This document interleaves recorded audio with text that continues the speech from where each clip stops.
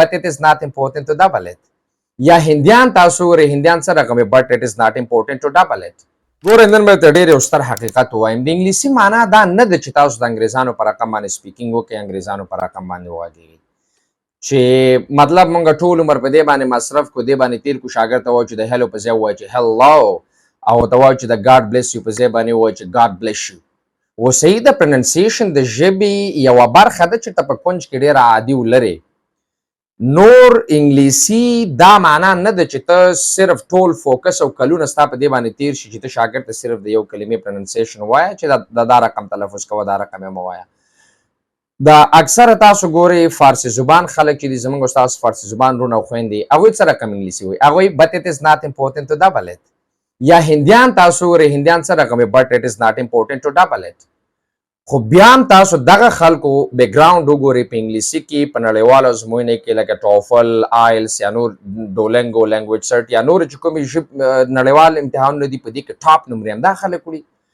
ځکه چې نړیوال په دې باندې پوهېږي چې د یو شاګرد د ژبې لپاره معیار باید څه ایا دا باید چې هر نفر د انګریزانو په رقم باندې وغږېږي حال دا چې په دې حقیقت باندې هر څوک پوهېږي چې د یو ژبې اوازونه د یو ژبې حروف ټول په بله ژبه کې موجود نه دي او دا فرق چې دی په هره ژبه کې شته دی اوس ډېر داسې اوازونه دي مونږ یې په پښتو ژبه کې نه لرو په عربي کې شته په عربي کې نه لرو په پښتو کې شته په انګلیسي کې نه لرو په پښتو کې شته پښتو کې نه لرو په انګلیسي کې شته دی نو دا په نړیواله سطحه باندې دا د تشویش وړ خبره نه ده چې یو څوک ولې د انګریزانو په رقم باندې غږېدلی نه شي راځئ د دې په ځای باندې په شاګرد باندې په ریډینګ کمپریهنشن باندې کار وکړو په لیسنینګ کې شاګردان ورسوو چې دوی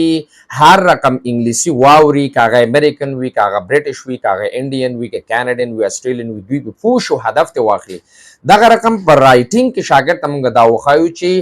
د آیډیاز ډیولپمنټ څنګه وکړي د آیډیاز ارګنایزیشن دوی په کوم شکل باندې وکړي څنګه هغه څه چې دوی په ذهن کې لري په ښکلي شکل باندې په ورقه باندې ولیکي او چاته وړاندې کړي په سپیکینګ کې فلوئنټ وغږیږي آیډیاز دې باید د یو بل سره کنیکټډ وي آیډیاز دې باید انډرسټینډیبل وي دا پکې ضرور نه ده چې ته حتما د انګریزانو په رقم باندې غږیږي نو بیا ستا سپیکینګ صحیح دی او که انګریزانو په رقم ونه غږېدلی بیا سپیکینګ صحیح نه دی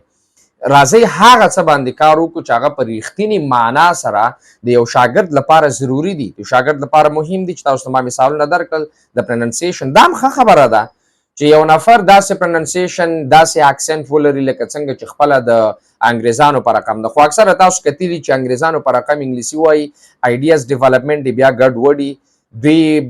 کوهیرنس چې دی د دوی آیډیاز لیکنه د دوی سپیکینګ کوهیرنس نه لري هغه اکسنټ باندې ټول د دوی فوکس وي اما پرننسیشن بیا غلط کوي انډرسټینډیبل نه وي اوس یو نفر چې هغه د انګریز ویډیو ګوري دا په هغې باندې مکمل پوهېږي چې دا څه وایي خو که د یو نان نیټیو سپیکر چې هغه دا خوله ډېره تاوی راتاوی او فوکس یې په دې باندې انګریزانو په رقم باندې وغږېږي د ده په خبره باندې بیا نه پوهېږي ولې که د ده سپیکینګ د انګریزانو په رقم باندې دی بیا ولې د هغې په رقم باندې د ده ویډیو ډېر فهم نه لري ولې هغه رقم د دې په خبرو باندې خلک نه پوهېږي د یو انګریز په خبره باندې صحیح پوهېږي او د دغسې نفر په خبره باندې نه پوهېږي نو د دې ګوره د دې نه معلومیږي چې تا صحیح د هغوی ته ځان هغوی په رقم باندې کې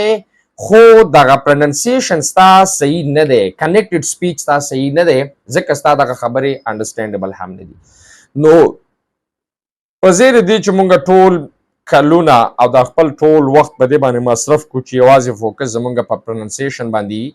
راځئ په اساسي شیانو باندې کار وکړو او انګلیسي ژبه زده کړو د بریا په هیله مو سلام علیکم ورحمت الله